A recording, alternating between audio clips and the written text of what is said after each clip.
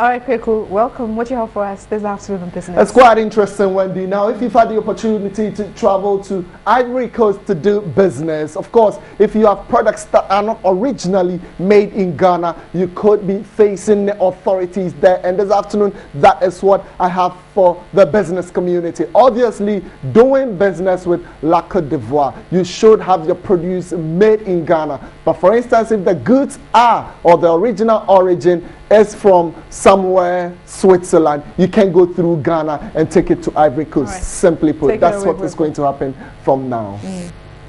All right, so my name is Kweku Timmy. Let's get the details of the stories. Now, don't you forget that while we talk about business, we're thinking the World Cup business. And the right station to do this with is TV3. Let me get you the details of the stories this afternoon. As Ghanaian exporters of goods from third-party countries outside ECOWAS would no longer be able to export goods to the Ivory Coast by the end of July.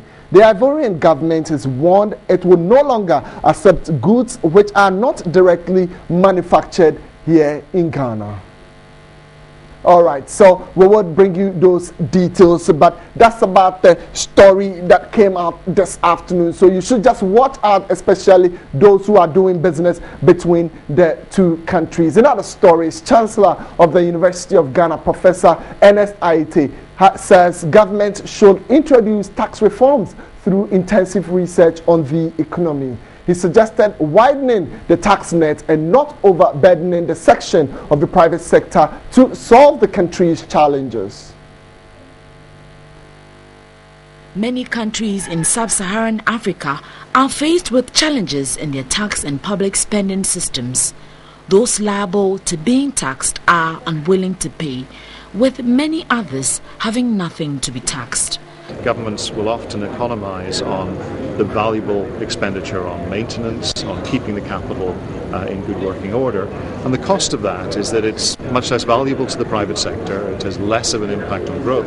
According to a recent African Development Bank report, tax revenue has improved in many African countries. Some African countries are reforming their public expenditure by raising tax revenue to finance government expenditure. It's my hope that all African governments will be listening to it, essentially telling us how we can improve on our expenditures, capital expenditures, and use various ways of financing these expenditures. The 39th plenary session of the African Economic Research Consortium's biannual workshop will discuss fiscal reforms and public investment in Africa, tax and expenditure reforms in Africa, and how governments can choose taxes in order to raise revenue to finance their activities.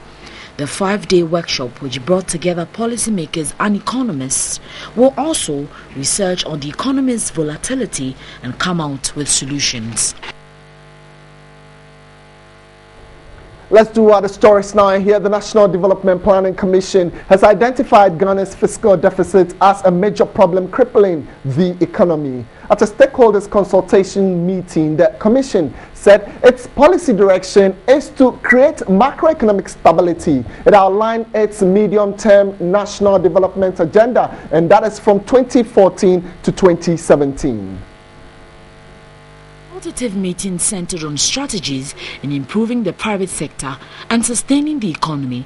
The National Development Planning Commission believes the country's fiscal deficit and exchange rate has hindered economic development.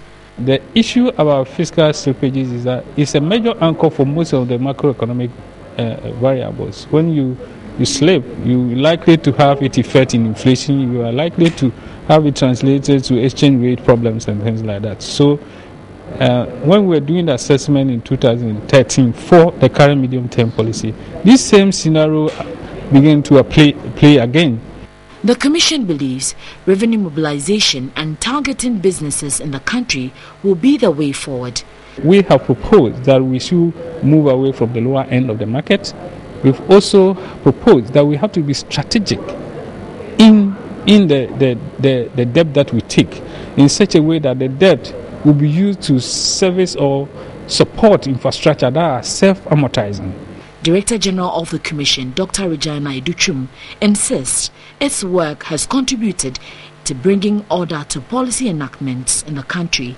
There have been challenges in the implementation because of what I said about the Constitution.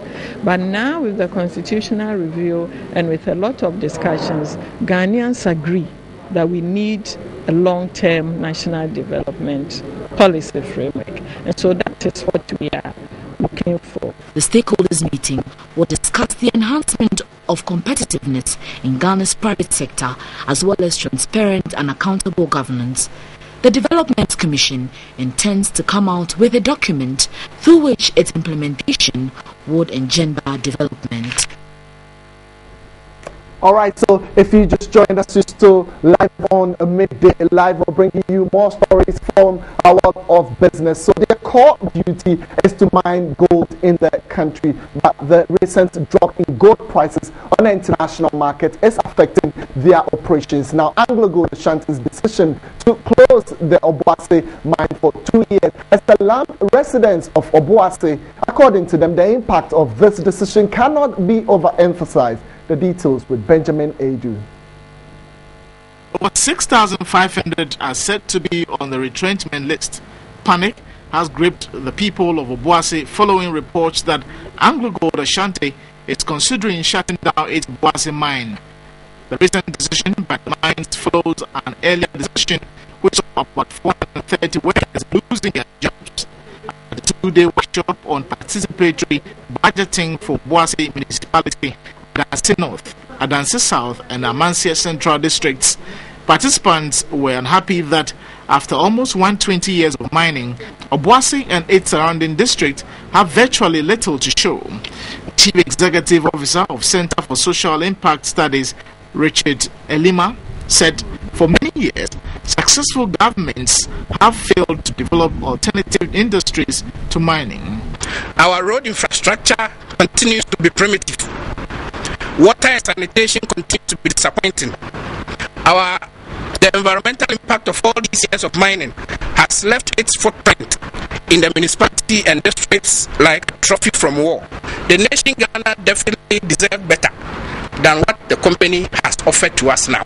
The Obuasi Municipal Chief Executive Richard Ofori Ajiman Buedi reiterated government's commitment to transparency on issues of mining. Having taken the initiative some 2 years ago to bring meaning to participatory budgeting within the Obuasi municipality, we have had civil societies who have come to join us to help us refocus on our energies in how best we can bring about meaningful development within the budgetary resource constraints that we have as government at the local level.